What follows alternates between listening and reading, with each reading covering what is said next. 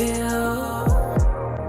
Where what's coming is better than what's gone. Buy some art for your home, the art that speaks to your soul. So, for the first episode of the Heal Feel, I really just want to go into like, why am I here in the first place?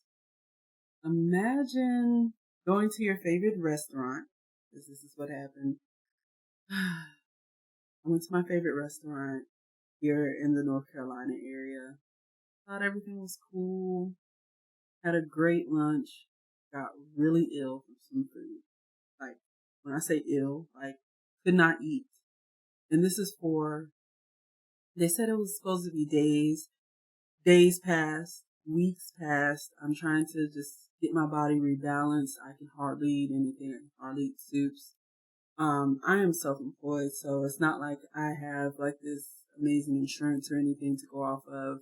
So what do you try to do? Self-heal, because nobody's about to be running back and forth to the hospital and not feeling well and all this stuff. So that's exactly what I was trying to do. Having soups, having what they want you to eat, rice and jello and really plain, for me, not so good things. And so I was doing that, but I was not getting better. Like, my body wasn't rebalancing itself. I found myself trying to, I don't know if you guys are on the whole, like, just take ginger ale and you can drink that and be fine. Have some Coca-Cola because it has this to balance your stomach. I was doing all of that, you guys. Let me tell you. I, at one point, could not eat real solids. And that's when I was like, okay. I was trying to like rebalance my stomach because I had taken some probiotics trying to, again, self-heal. Those threw me off so much that I could only just take in a few liquids. Coke was one of them, like Coca-Cola. I woke up in the hospital. When I say I went to sleep and then woke up in the hospital, that's like the only memory that I have between those two phases. Like, I went to the hospital, passed out, and it was horrible. Like, I'll talk to my husband. I'm married, so I'll talk to my husband about how he felt about the situation. It was horrible because, you know, he's having to deal with that, having to get help with it. Essentially, I'm not coming to, and I was like severely dehydrated, and that was one of the things that helped me to not just come to at the time, as well as the fact that I really didn't have much food in my system. Unfortunately, they didn't really give me food at the hospital either, and so that helped there to be a whole lot of other issues once I came out of the hospital. But essentially, I woke up maybe a day or two after being there. They were giving me salt, insulin, and basically like a sugar water. So the salt and the sugar was to help to rehydrate my body. I had tried to drink Gatorades and things here as well, but it wasn't enough. And then I found out that I had insulin resistance from just, I guess the shock to my body. Of course, that's a slow thing to happen, and I'm not saying it happened overnight, but the fact that I was getting so much insulin in the hospital as well was not helpful to my situation. Meanwhile, lots of other things happened, given lots of carbs and sugars and things like that. Essentially, it kind of helped my body stay at a certain place. And it was just like, hey, well, you're going to have to be on insulin to stay normal. Well, I have found out through a lot of changes that I've made in my body and a lot of healing, a lot of working out, changing my diet, that wasn't true. But it took lots of steps for myself, including I was there for 8 days and starting to pay attention to what I was being given, what I was being fed. I have a lot to speak about that, and we'll get into future videos with that.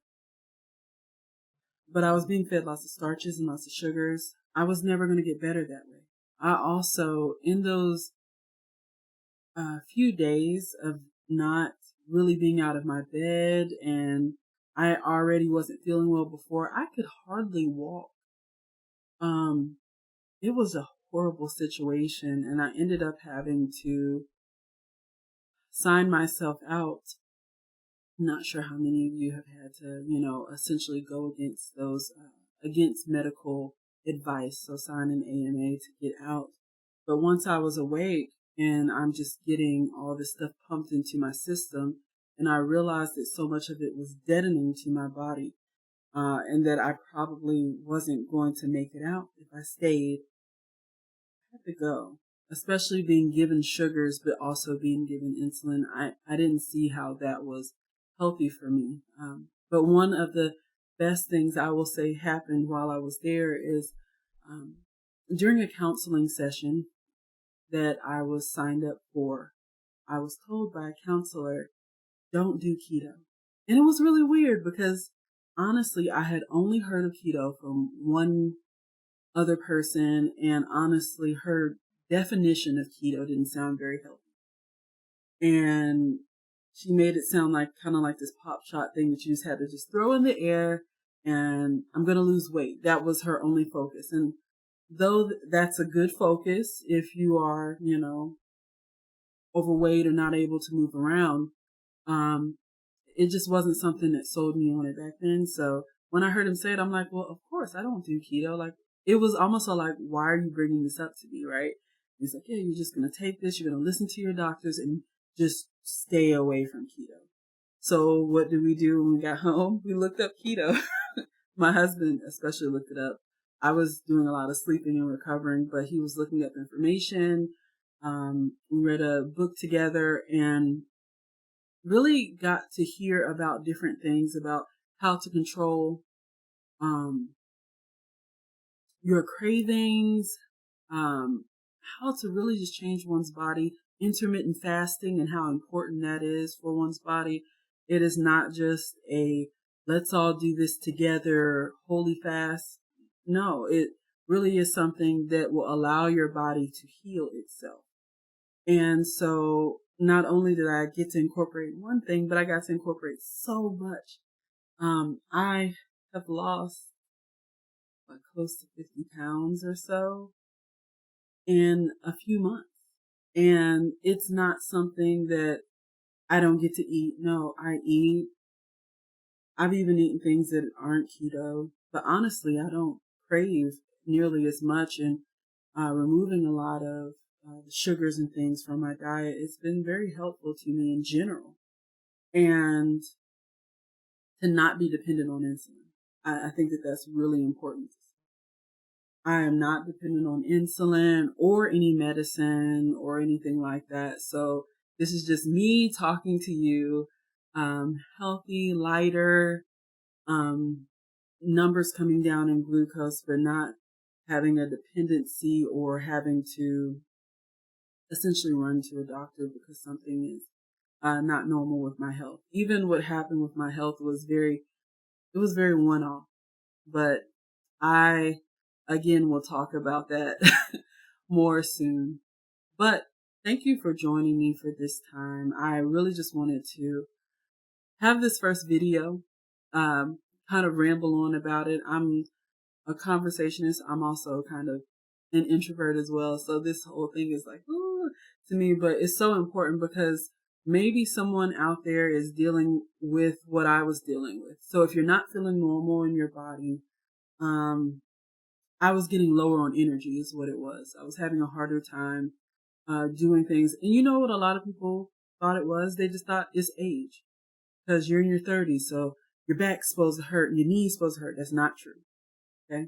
If your energy is getting lower, so many people have insulin sensitivities and they just say, oh, diabetes. So many people in this world have insulin sensitivity. Okay. And it's because we are overeating certain things, and we don't really need those things. But it doesn't mean you can't eat fried foods. You still can. It doesn't mean that you can't eat breads. Just make them with other flours. There's so many things that we're going to be talking about and learning. And it doesn't mean to put your life away. No, you still can have a great time. It's just maybe there's something you didn't know. Maybe I can help you. Shoot, maybe you can help me, because I'm not going to sit here and be like, a camera just makes it to where I just know everything. No, that's not the way it works. So yeah, let's help each other. Don't be low on energy because you're getting older. Work to live life more abundantly. And I know that, a lot of people are used to hearing that in passing. No, you don't have to just see on the TV that this person is living well because they have this much money. You too can live well with or without, droves of money, but you might need to know some information that they do have because they've had those finances available to them. Shoot, we can even talk about finances. I have a finance background too, but that is for a different day. Have a good one, you guys, and see you next time on The Heels.